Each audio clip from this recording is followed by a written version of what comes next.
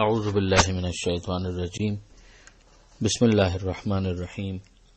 الحمد للہ رب العالمین والصلاة والسلام علی اشرف الانبیاء والمرسلین واہل بیتہ الطیبین الطاہرین المعصومین اما بعد۔ سورہ مبارکہ بقرہ آیت نمبر 216 سے آیت نمبر 219 216 to 219۔ بسم الله الرحمن الرحيم كتب عليكم القتال وهو كره لكم وعسى أن تكرهوا شيئا وهو خير لكم وعسى أن تحبوا شيئا وهو شر لكم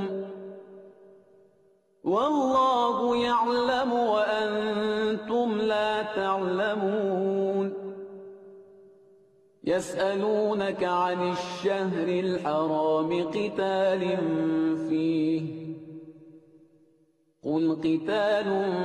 فيه كبير وصد عن سبيل الله وكفر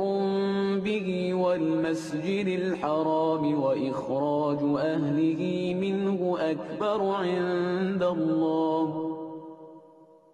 والفتنة أكبر من القتل ولا يزالون يقاتلونكم حتى يردوكم عن دينكم إن استطاعوا ومن يرتد منكم عن دينه فيمت وهو كافر فأولئك حبطت أعمالهم في الدنيا والآخرة وأولئك أصحاب النار هم فيها خالدون إن الذين آمنوا والذين هاجروا وجاهدوا في سبيل الله أولئك يرجون رحمة الله والله غفور رحيم يسألونك عن الخمر والميسر قل فيهما إثم كبير ومنافع للناس وإثمهما أكبر من نفعهما ويسألونك ماذا ينفقون قل العفو كذلك يبين الله لكم الآيات لعلكم تتفكرون۔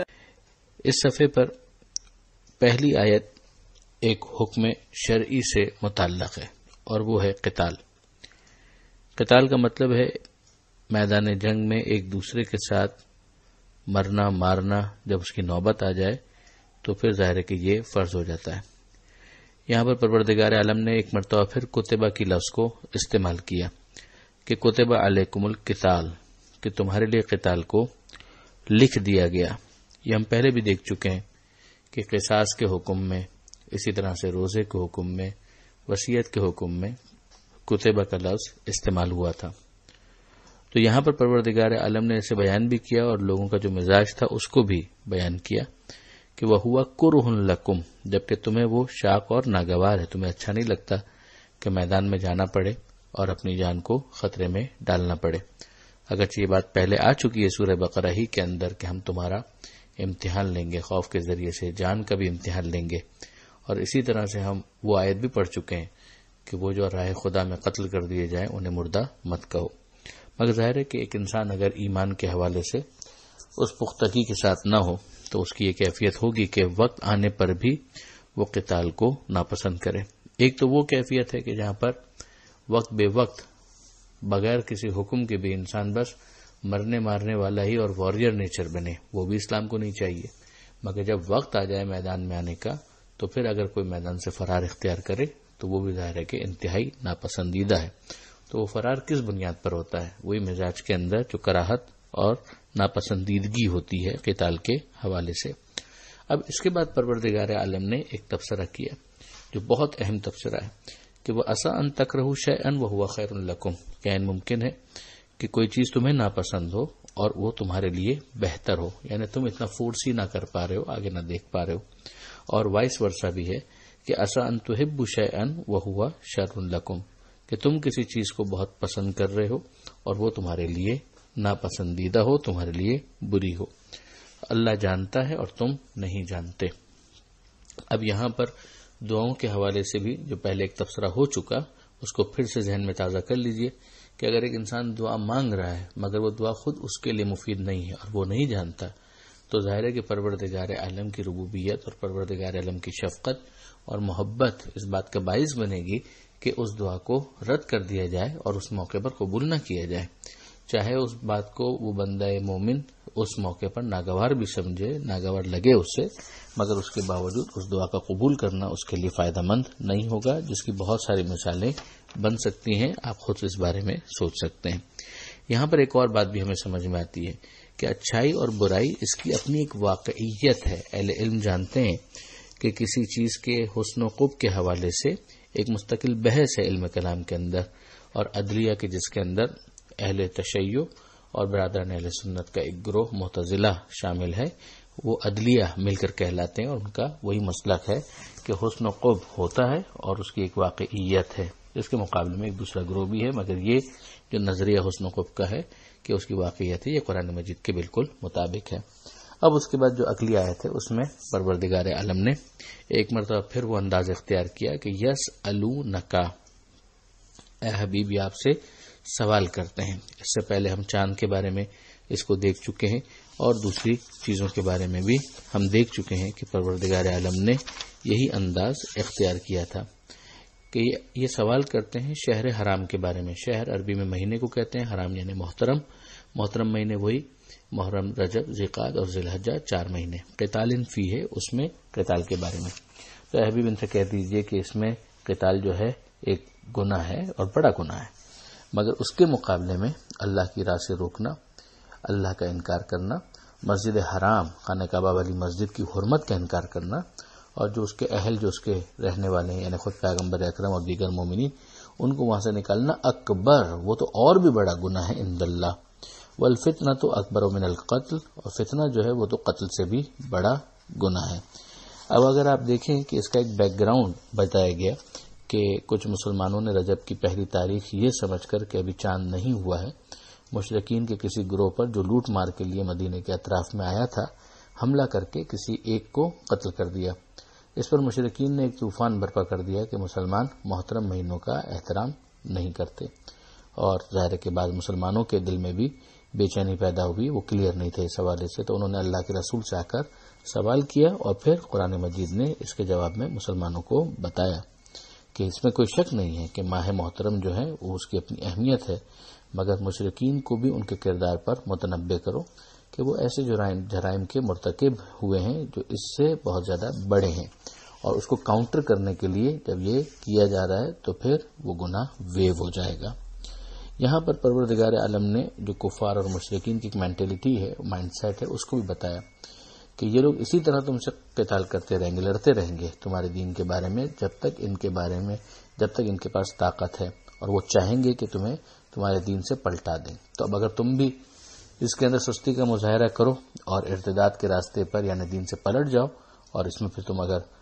تمہاری زندگی ختم ہوتی ہے اور موت آتی ہے جبکہ تم کافر ہوئے،